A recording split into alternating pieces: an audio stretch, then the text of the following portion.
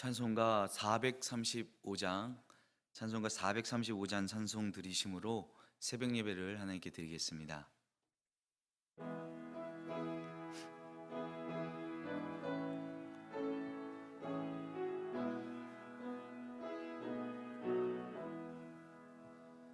나의 영원하신 기여 생명보다 귀하다. 나의 갈 길 다가도록 나와 동행하소서.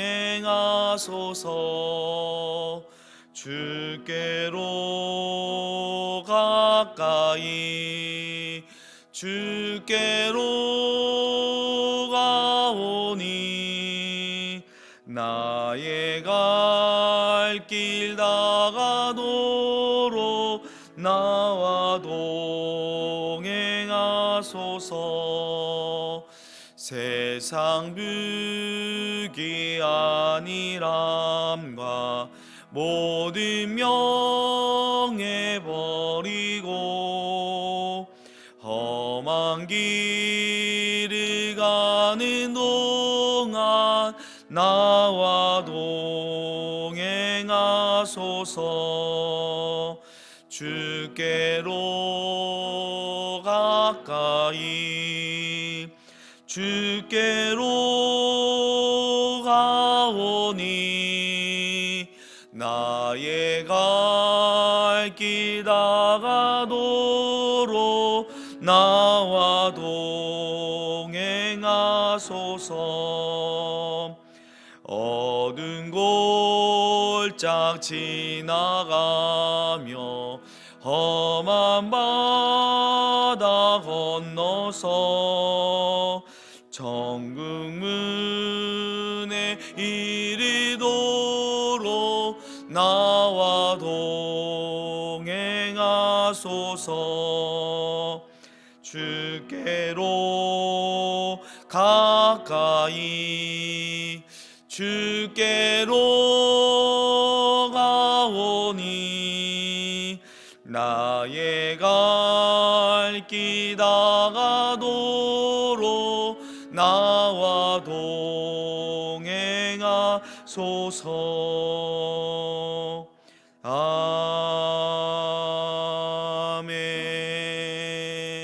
아멘. 하나님 은혜를 감사합니다. 오늘도 우리에게 새날 주시고 새 호흡을 허락하셨습니다. 우리가 하루의 첫 시작을 주님 앞에 시작할 수 있도록 모든 것을 허락해 주셨습니다. 모든 것이 주님의 은혜입니다. 그러나 우리는 종종 그러한 하나님의 은혜를 망각하고 우리의 삶에 부족한 것들을 불평하며 살아왔던 우리의 연약함을 고백합니다. 주님, 우리를 불쌍히 여겨 주옵소서. 어제부터 사순절이 시작되었습니다. 주님께서 우리를 위해 고난받으시고 우리의 죄를 대속하시기 위해 십자가에 달려 죽으신 그 은혜와 사랑을 기억하는 시간 되기를 원합니다. 매일 주님의 고난을 묵상하고 부활에 대한 소망을 가지고 살아가게 하여 주옵소서. 하나님, 우크라이나를 위하여 기도합니다. 하나님, 그 땅을 불쌍히 여겨 주옵소서. 전쟁으로 인해 무고한 사람들이 죽어가고 건물들이, 도시들이 파괴되고 있습니다. 인간의 탐욕과 욕망, 그리고 그 잔혹함을 돌아보게 하시고 하나님의 전적인 개입하심으로 하나님, 그 땅에 하나님의 평강이 임하기를 원합니다. 전쟁은 하나님께 속한 것이니 하나님께서 역사하여 주시기를 간절히 원합니다. 하나님, 코로나 확진자가 20만 명을 넘어가고 있습니다. 주님, 우리가 걱정과 염려만 하는 것이 아니라 그 가운데서 우리를 인도해 주시는 하나님을 온전히 바라보게 하시고 이때를 우리에게 허락하신 하나님의 뜻을 깨달아 알게 하여 주옵소서. 우리 믿음의 식구들 가운데 코로나로 어려움을 겪고 있는 이들이 있다면 빨리 회복시켜 주시고 그 시간을 믿음으로 견디어내는 시간 되게 하여 주옵소서. 하나님, 이렇게 오랜 시간 동안 코로나로 인해 우리의 믿음이 하나님 앞에 무뎌지지 않았나 다시 한번 돌아보게 하시고 근신하고 깨어서 이 신앙의 위기를 하나님께 더 가까이 나아가는 기회가 되게 하여 주옵소서. 하나님, 다음 주에 대통령 선거가 있습니다. 하나님, 우리에게 지혜를 허락하여 주셔서 이 나라와 시대를 이끌어갈 지도자를 뽑게 하여 주옵소서. 역사의 주관자 되신 하나님을 두려워하며 정말 우리가 살아가는 이 시대, 이 사회에 꼭 필요한 지도자가 세워지게 하여 주옵소서. 하나님, 우리 영화교회를 위해 기도합니다. 하나님께서 새 성전을 짓도록 모든 것을 허락해 주셨습니다. 때와 시기, 장소 모든 것이 하나님의 은혜임을 고백합니다. 이제 설계가 완성되고 공사가 시작될 때에 모든 순서들이 하나님의 계획 가운데 진행되게 하시고, 하나님, 우리가 이 성전 건축과 이전의 과정을 통하여 하나님께서 지금도 살아계시고 역사하시고 우리 가운데 함께 하심을 온전히 경험하고 함께 고백할 수 있는 시간 되게 하여 주시기를 간절히 원합니다. 하나님, 우리 윤광서 목사님을 위하여 기도합니다. 우리 육신의 연약함을 속히 회복시켜 주시고 교회를 이끌어 나갈 때에 필요한 모든 지혜와 능력을 허락하여 주옵소서. 하나님의 마음을 전달하는 말씀의 통로로 세워주시고 선포되는 말씀마다 그 말씀을 통해 상한 영혼이 치유받고 회복되는 놀라운 하나님의 도구로 사용하여 주옵소서. 하나님, 몸된 교회를 섬기는 직분자들이 정말 주님께서 힘주시고 능력 주시기를 간절히 소원합니다. 예수 그리스도를 머리로 하여 우리가 한 몸된 지체요 공동체인 것을 기억하게 하시고 더욱더 사랑과 진리의 띠로 묶어주셔서 서로 돌아보고 성도를 온전케 하는데 충성되게 쓰임받는 사람들 되게 하여 주옵소서. 하나님, 우리에게 필요한 모든 것들을 주님으로부터 공급받기를 원합니다. 하나님, 우리 교회가 시대와 지역에 꼭 필요한 교회, 영혼을 구원하는 교회 되게 하여 주옵소서. 하나님, 우리의 자녀들 또 이 시대의 정말 청년들을 위하여 기도합니다. 주님, 어두운 세대에 그들을 빛의 자녀로 세워 주시옵소서. 세상의 것들에 휩쓸려 떠내려가는 것이 아니라 세상 가운데 선한 영향력을 미치는 주님의 자녀들 되게 하여 주옵소서. 주님께서 그들을 눈동자와 같이 지켜 보호하여 주옵소서. 주님, 선교사님들을 위하여 기도합니다. 세계 열방 가운데 복음을 전하는 그들을 기억하여 주옵소서. 하나님께서 그들의 모든 필요를 채워주시고 그 사역들 가운데 아름다운 열매가 맺힐 수 있도록 역사하여 주옵소서. 영과 육의 건강 그리고 그들의 자녀들도 하나님께서 책임져 주시고 복되게 하여 주옵소서. 하나님, 사랑하는 우리 교우들 가운데 연약한 이들이 있습니다. 하나님, 병중에 있는 교우들 주님께서 찾아가셔서 치료의 강선을 발하여 주시고 속히 회복시켜 주시고 삶의 모든 어려움과 문제 가운데 어그러진 것들이 예수님의 이름으로 형통케 되는 복을 주시옵소서. 하나님, 여러 가지 이유로 가정과 교회와 또 나라를 떠나 있는 우리 믿음의 식구들을 기억하여 주시길 원합니다. 그들이 있는 그 자리에서 하나님의 자녀로서의 정체성을 드러내며 믿음의 선한 싸움을 싸우게 하시고 승리하게 하여 주옵소서. 오늘도 우리가 주님의 말씀 앞에 섭니다. 내게 주시는 말씀에 믿음으로 반응하게 하시고 오늘 하루도 주님과 동행하는 하루 되게 하여 주옵소서. 감사드리며 예수 그리스도의 이름으로 기도드립니다. 아멘. 오늘 하나님께서 우리에게 주시는 말씀은 누가복음 18장 18절에서 30절까지의 말씀입니다. 신약성경 누가복음 18장 18절에서 30절까지의 말씀을 우리 함께 하나님 말씀을 읽도록 하겠습니다. 어떤 관리가 물어 이르되 선한 선생님이여 내가 무엇을 하여야 영생을 얻으리이까? 예수께서 이르시되 내가 어찌하여 나를 선하다 일컫느냐? 하나님 한 분 외에는 선한 이가 없느니라. 네가 계명을 안 하니 간음하지 말라, 살인하지 말라, 도둑질하지 말라, 거짓 증언하지 말라, 내 부모를 공경하라 하였느니라. 여짜오되 이것은 내가 어려서부터 다 지켰나이다. 예수께서 이 말을 들으시고 이르시되 네게 아직도 한 가지 부족한 것이 있으니 네게 있는 것을 다 팔아 가난한 자들에게 나눠주라. 그리하면 하늘에서 네게 보화가 있으리라. 그리고 와서 나를 따르라 하시니 그 사람이 큰 부자이므로 이 말씀을 듣고 심히 근심하더라. 예수께서 그를 보시고 이르시되 재물이 있는 자는 하나님의 나라에 들어가기가 얼마나 어려운지 낙타가 바늘귀로 들어가는 것이 부자가 하나님의 나라에 들어가는 것보다 쉬우니라 하시니 듣는 자들이 이르되 그런즉 누가 구원을 얻을 수 있나이까 이르시되 무릇 사람이 할 수 없는 것을 하나님은 하실 수 있느니라. 베드로가 여짜오되 보옵소서 우리가 우리의 것을 다 버리고 주를 따랐나이다. 이르시되 내가 진실로 너희에게 이르노니 하나님의 나라를 위하여 집이나 아내나 형제나 부모나 자녀를 버린 자는 현세에 여러 배를 받고 내세에 영생을 받지 못할 자가 없느니라 하시니라. 아멘. 네, 오늘 본문은 공교롭게도 어제 그 수요 성경 강해의 본문과 똑같이 겹치는 본문입니다. 우리가 계속해서 이 복음서 말씀을 읽다 보니까 이렇게 겹치는 경우가 종종 생기게 되는 것 같습니다. 우리는 이 마태, 마가, 누가, 요한 이 사복음서를 성경으로 가지고 있습니다. 누가복음 1장 맨 처음 1절, 2절 말씀을 보면 우리 중에 이루어진 사실에 대해서 처음부터 목격자와 말씀에 일꾼된 자들이 전하여 준 그대로 내력을 저술하려고 붓을 든 사람이 많은지라 라고 기록되어 있습니다. 그러니까 2000여 년 전에 이 땅에 오셔서 그리고 십자가에 죽으시고 부활하시고 승천하신 그 예수님 사건에 대해서 그것을 직접 본 목격자들 그리고 그 말씀을 전하기 위해 부름받은 일꾼들이 전하여 주는 그 내용을 기록하기 위해 붓을 든 사람이 그를 기록하기 위해서 글을 쓰는 사람들이 많았다는 것입니다. 지금 우리가 가지고 있는 복음서는 4개의 복음서 뿐이지만 당시에는 그러한 복음서들이 많았다는 거예요.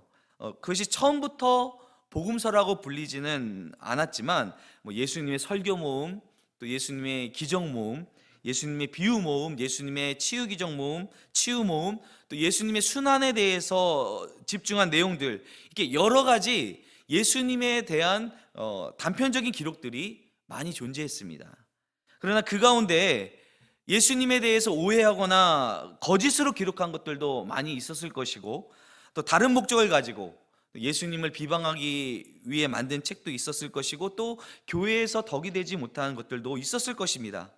자, 그러한 예수님에 대한 기록들이 모아지고 걸러지면서 마태, 마가, 누가, 요한과 같은 권위 있는 사람들에 의해서 지금의 복음서의 형태로 묶이고 그것이 그 복음서를 사용하는 각 교회 공동체의 필요에 따라 조금 강조되거나 순서가 바뀌기도 하고 또 세세한 내용에 있어서는 그 저자의 기억에 따른 차이나 또 표현 문구의 차이가 생기게 되었습니다.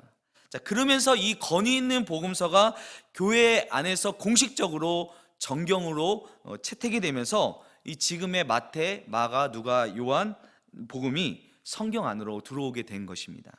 자, 그 중에서도 우리가 마태, 마가, 누가는 같은 관점으로 기록한 공간 복음서라고 하죠. 그럼 왜 이렇게 사복음서, 4개 복음서가 4개나 또 그 중에 같은 관점, 같은 구성과 흐름을 가지고 있는 그렇게 기록한 복음서가 마태, 마가, 누가 이렇게 3개나 성경 안으로 들어오게 된 것일까요? 좀 전에 말씀드렸지만 공간 복음서를 하더라도 그 복음서의 독자, 그 복음서를 읽는 그 대상들, 예를 들어 누가복음이라 하면 누가가 이 복음서를 기록한 목적이 있고 또 그 복음서를 읽는 대상이 있었을 거 아닙니까? 자, 그러한 목적에 맞게 또 대상에 맞게 표현의 차이, 강조의 차이가 있었다는 것이죠. 또한 만약에 여러분 복음서가 하나만 있었다면, 모든 복음서가 똑같은 내용으로 똑같은 표현으로 되어 있다면 이것은 교회에서 일률적으로 만들어낸 이야기라고 오해를 받을 수 있을 것입니다. 조금씩 저자의 기억에 따라 또 그 표현이 다른 것을 그대로 드러내면서 여러 가지 저자의 표현을 통해 좀 더 사실적이고 생생한 예수님의 모습을 그려볼 수 있게 되는 것입니다. 그래서 오늘 본문은 마태, 마가, 누가 이 공간복음 모두에 기록된 내용입니다. 그만큼 모든 복음서의 저자가 중요하게 생각하는 또 그 저자가 속한 그 교회 공동체에 꼭 필요한 내용을 담고 있는 중요한 말씀이라고 볼 수 있습니다. 자, 오늘 누가복음의 본문에서는 어떤 관리가 예수님을 찾아왔다라고 기록되어 있습니다. 그 사람이 직업을 밝히고 있습니다. 마태복음에서는 이제 처음엔 어떤 사람이라고 하다가 그 사람이 청년임을 밝히고 있고요. 마가복음에서는 그냥 한 사람이라고만 말하고 있습니다. 그런데 누가는 관리라고 말합니다. 이 관리라는 표현은 어떤 계급이나 건세가 있는 사람을 말합니다. 주로 이방인 가운데 직책이 있는 사람을 가리켜 관리라는 표현을 많이 사용합니다. 누가복음 1장에도 기록되고 있지만 기록되어 있듯이 데오빌로 각하에게 예수님에 대해서 소개하는 복음서가 누가복음입니다. 이 데오빌로라는 이름을 가진 각하는 실존하는 인물이 아닐 수도 있다고 합니다. 하지만 그 이름에서 그가 유대인이 아닌 이방인일 것이고, 또 이 각하라는 호칭을 통해서 어떤 이방인 관리를 대상으로 쓰여진 것이라고 볼 수가 있습니다. 즉 누가복음의 독자, 누가복음의 이 대상자는 바로 이방인들이라는 것이죠. 그렇기 때문에 누가복음은 오늘 본문에서 관리라고 이렇게 표현을 사용함으로써 이방인들에게 좀 더 친숙하고 또 그 본문 안에 이방인들이 쉽게 자신을 적용할 수 있도록 하기 위한 표현이라고도 볼 수가 있습니다. 물론 이 부자 청년은 분명 유대인이었을 것입니다. 왜냐하면 그가 영생에 대해서 큰 관심을 가지고 있고 또 어려서부터 계명을 지키는 자였다라는 것으로 충분히 그가 유대인이라는 것을 미뤄 볼 수 있습니다. 자, 그가 와서 예수님께 묻습니다. 선한 선생님, 내가 무엇을 하여야 영생을 얻으리이까? 예수님을 향하여 선한 선생님이라고 일컫는 것은 마가복음과 누가복음에만 표현하고 있는데, 아마도 그는 예수님에 대해서 그가 가지고 있는 생각이, 예수님은 당시에 다른 랍비들과 달리 예수님의 말씀 또 예수님이 행하시는 그런 행적들을 보면서 예수님이 다른 랍비들과 다른 권위 있는 또 선하신 분임을 인정하는 표현으로 볼 수가 있습니다. 그런데 예수님께서는 그 표현을 들으시고 네가 어찌하여 나를 선하다 일컫느냐? 하나님 한 분 외에는 선한 이가 없다라고 말씀하시죠. 예수님께서는 단지 어떤 다른 대상에 비해 좀 더 나은 상대적인 선이 아닌 절대적인 선, 즉 의로우신 분은 오직 하나님 한 분뿐이라고 말씀해 주시고 있는 것입니다.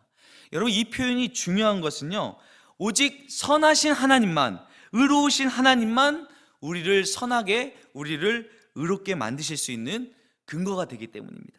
이 표현을 통해 예수님께서는 어떻게 하여야 영생을 얻느냐는 이 관리의 물음에 답을 주시고 계신 것입니다. 오직 선하신 하나님 한 분만이 우리에게 영생을 주실 수 있는 분이라는 것이죠. 그러나 이 관리는요, 이 예수님의 말씀을 깨닫지 못합니다. 어제 수요 성경 강에서 들으셨듯이 이 관리는 지금 예수님을 찾아와서 영생에 대해서 묻고 있지만 그가 예수님께 던지는 이 질문 자체가 잘못된 질문이었습니다. 이 관리는 무엇을 하여야 영생을 얻을 수 있는지를 묻습니다. 우리는 무엇을 하여서 영생을 얻을 수 있습니까? 얻을 수 있는 방법이 우리에게 있습니까? 우리가 있습니다. 율법을 다 지키면 영생을 얻을 수 있습니다. 율법을 하나도 빼놓지 않고 다 지키면 하나님으로부터 의롭다함을 얻을 수 있습니다. 하지만 모든 율법을 다 지킬 수 있습니까? 없습니다. 이 세상에 율법을 다 지킬 수 있는 사람은 아무도 없습니다. 그렇기 때문에 이 율법을 지킴으로 영생을 얻을 수 있는 사람은 아무도 없는 것입니다. 예수님께서 그에게 계명을 말씀하시죠. 간음하지 말라, 살인하지 말라, 도둑질하지 말라, 거짓 증언하지 말라, 내 부모를 공경하라. 여러분, 이 계명 이거 어디서 많이 본 계명입니까? 십계명이죠. 근데 순서는 좀 다르지만 제5계명부터 9계명까지의 내용입니다. 1계명부터 4계명까지는 대신계명이라 하여 하나님과의 관계 안에서 지켜야 할 계명이고, 5계명부터 10번째 계명까지는 대인계명이라고 하여 인간과 인간 사이에 지켜야 할 계명이죠. 자, 모든 계명을요, 예수님께서 두 가지로 요약을 해주셨습니다. 바로 하나님을 사랑하고 이웃을 사랑하라는 그 계명이 온 율법과 선지자의 강령, 즉 구약에서 모든 구약의 말씀들이 바로 하나님 사랑과 이웃 사랑으로 요약될 수 있다고 예수님께서 분명하게 말씀해 주셨습니다. 우리가 구약의 계명들을 볼 때에 바로 이 두 가지, 하나님 사랑과 이웃 사랑이 그 모든 율법 아래에 흐르고 있다는 것입니다. 그런데 여기서 이제 제 그 7계명부터 7계명, 6계명, 8계명, 9계명, 그리고 마지막으로 5계명, 내 부모를 공경하라라는 이 말씀을 말씀하시는데요. 이 갈리가 이 계명을 내가 어려서부터 다 지켰다고 말하죠. 그가 얼마나 율법을 잘 지키는 사람인지 알 수 있습니다. 그런데 여러분 여기 자세히 보시면은 몇 번째 계명이 빠져 있습니까? 10번째 계명, 제 10계명이 빠져 있습니다. 제 10번째 계명이 무엇입니까? 10번째 계명 성경책에 보면 길게 표현되어 있지만 한마디로 짧게 줄인다면 내 이웃의 것을 탐내지 말라는 말씀입니다. 바로 재물에 대한 부분입니다. 이 갈리는 제5계명부터 9계명까지는요 어려서부터 다 지켰습니다. 내 부모를 공경하고 살인하지 말고 간음하지 말고 도둑질하지 않았습니다. 심지어 거짓말도 하지 않았다고 합니다. 얼마나 도덕적인 사람입니까? 그런데 예수님께서 이 말을 들으시고 그에게 말씀하십니다. 마가복음에 보면은 예수님께서 이 청년을 사랑하사 말씀하신다고 표현되어 있습니다. 아마도 이 젊은 부자 청년이 그렇게까지 영생을 사모하고 계명을 지키고 부단히 노력해온 모습을 보시면서 그가 사랑스러우셨을 것입니다. 그렇다면 내게 아직도 한 가지 부족한 것이 있으니 그것이 무엇일까요? 내게 있는 것을 다 팔아 가난한 사람들에게 나눠주고 그리고 그리하면 하늘에서 내게 보화가 있으리라. 그리고 와서 나를 따르라 라고 말씀하십니다. 저는 이 말씀을 대할 때마다 만약에 예수님께서 저에게 이렇게 말씀하신다면 제가 가진 것이 뭐가 있겠습니까마는 그래도 저에게 지금 네가 가지고 있는 것 다 팔아서 가난한 자에게 나눠줘라 라 말씀하시면 뭐 별것도 없는 저도 이 말씀에 선뜻 아멘하기가 주저되는데, 여러분 이 간원은 큰 부자였습니다. 이 말씀을 듣고 그는 심히 근심하게 됩니다. 여러분도 한번 이 말씀 앞에 자신을 한번 세워 보신다면 과연 누가 선뜻 아멘하며 모든 재산을 팔아 가난한 사람에게 나눠주고 주님을 따를 수 있겠습니까?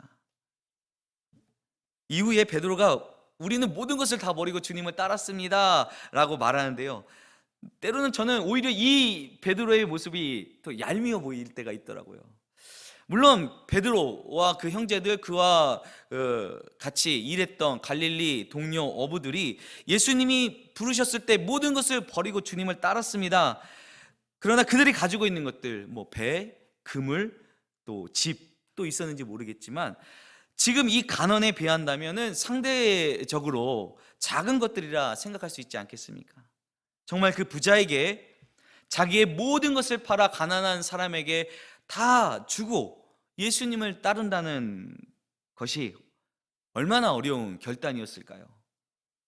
누가복음에서는 근심하는 것으로 그 가난에 대해서 끝맺고 있지만 다른 복음서를 보면은 그가 근심하여 예수님을 떠나는 모습을 말하고 있습니다. 자, 여러분 그에게 부족한 거 한 가지는 바로 재물에 대한 미련이었습니다. 누가복음은 이 재물에 대해서 상당히 상당히 많은 관심을 가지고 많은 말씀을 전하고 있습니다. 하나님과 재물을 겸하여 섬기는 것에 대해서 강력한 경고를 곳곳에 하고 있습니다.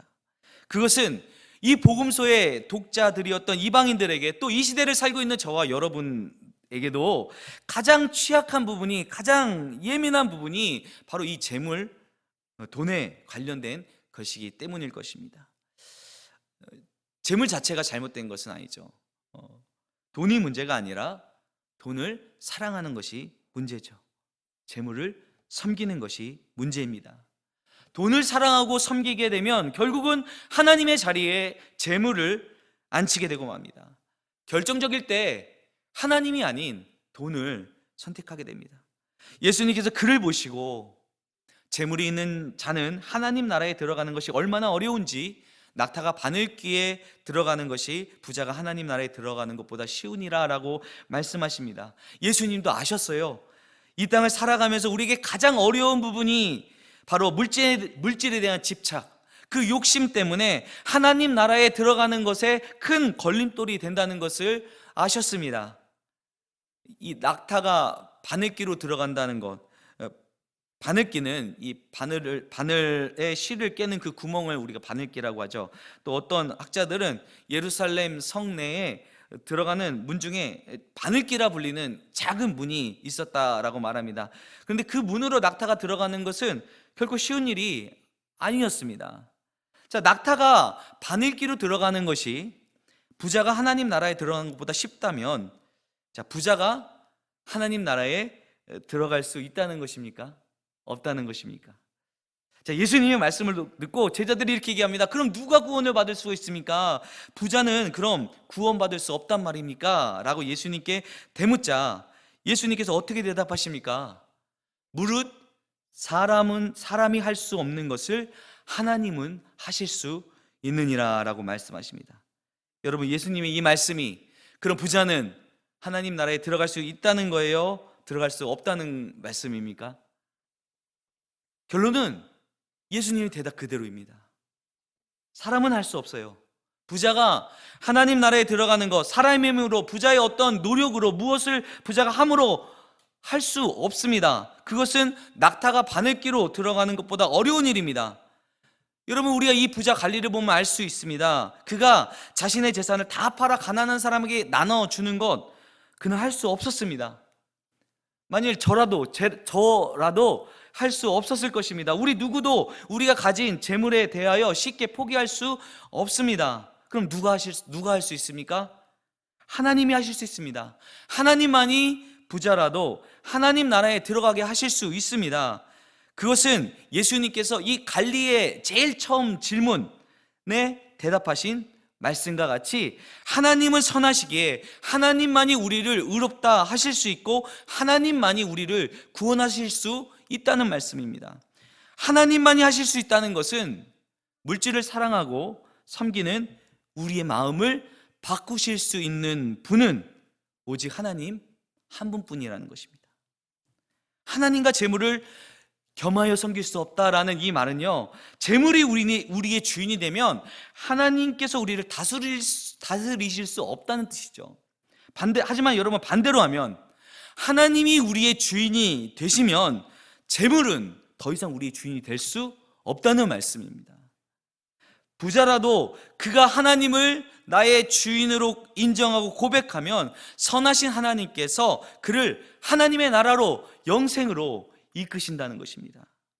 물론 그때는 더 이상 물질이 그의 주인이 아니기 때문에 물질에 대해서, 재물에 대해서 자유할 수 있게 되는 것입니다.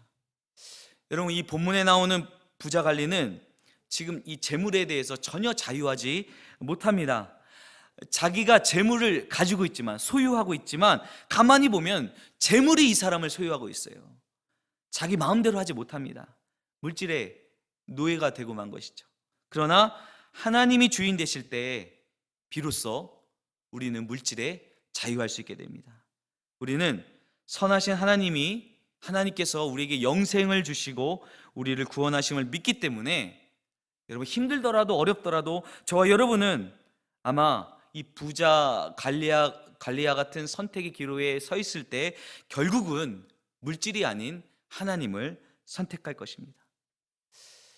여러분, 베드로가 보십시오. 주님, 우리가 모든 것을 버리고 다 주님을 따랐습니다 라고 말하자 예수님께서 베드로에게 내가 진실로 너희에게 이르노니 하나님의 나라를 위하여 집이나 아내나 형제나 부모나 자녀를 버린 자는 현세의 여러 배를 받고 내세의 영생을 받지 못할 자가 없다라고 말씀하십니다. 여러분, 영생은 선하신 하나님께서 주시는 것입니다. 우리는 그 무엇보다 하나님을 가장 우선순위에 두는 것입니다. 하나님을 나의 주인으로 모시는 것입니다. 예수님께서 분명히 말씀하셨듯이 먼저 그의 나라와 그의 의를 구하라 하시죠. 우리가 그렇게 하나님 나라를 위하여 살아갈 때에 하나님께서 우리의 필요한 모든 것을 공급해 주시고 채워주시고 더하여 주신다고 약속하십니다. 사랑하는 여러분, 우리가 버리는 것에 대해서 두려움을 가질 수 있습니다. 어떻게 재물을 버리나? 어떻게 집이나 또 식구를 버릴 수 있나? 그것을 버리면 현세에 여러 배를 받는다고 말씀하셔서, 여러분 그래서 집이나 식구를 버릴 수 있겠습니까? 그 모든 것을 더하여 주신다고 해서 그것 때문에 여러분 하나님 나라와 의를 구하시겠습니까? 그건 아니죠. 우리는 오직 우리를 구원하실 분이 하나님이심을 믿기에 하나님을 가장 우선순위에 두고 우리 주인 되신 하나님의 자리에 그 어떤 것도 대신할 수 없음을 우리 입술로 고백하고 우리의 삶으로 고백해야 하는 것입니다. 하나님은 우리의 연약함, 우리가 무엇에 가장 취약한지 알고 계십니다. 여러분, 그럼에도 불구하고 우리의 그 연약함을 하나님 앞에 그대로 가지고 나와 내보이며 겸손히 하나님의 말씀을 의지하면서 하나님을 주인으로 모신다고 고백하며 하나님을 우리의 삶의 가장 우선순위에 두십시오. 하나님께서 우리의 삶을 붙드시고 이끄시고 채우심을 여러분 경험하게 될 것입니다. 우리에게 세상의 것들이 줄 수 없는 그런 안정감과 만족함을 우리에게 주실 것입니다. 아멘. 기도하시겠습니다. 선하신 하나님, 은혜를 감사합니다. 오늘 우리가 다시 한번 부자관리의 이야기를 통해 우리에게 가장 연약하고 취약한 부분을 보게 하셨습니다. 하나님은 우리가 하나님의 자리에 무엇을 앉히겠습니까? 물질이나 또는 가족을 가장 우선 자리에 놓지 않게 우리의 마음에 오직 하나님께서 주인 되심을 고백하는 믿음의 사람들 되게 하여 주시옵소서. 하나님께서 우리의 주인 되심으로 우리가 다른 모든 것들로부터 자유하고 하나님의 다스리심 아래에 하나님의 나라를 경험하는 은혜가 우리에게 있게 하여 주시기를 간절히 원합니다.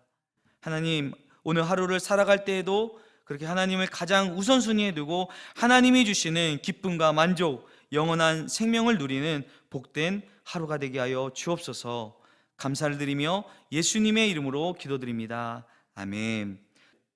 하늘에 계신 우리 아버지, 아버지의 이름을 거룩하게 하시며 아버지의 나라가 오게 하시며 아버지의 뜻이 하늘에서와 같이 땅에서도 이루어지게 하소서.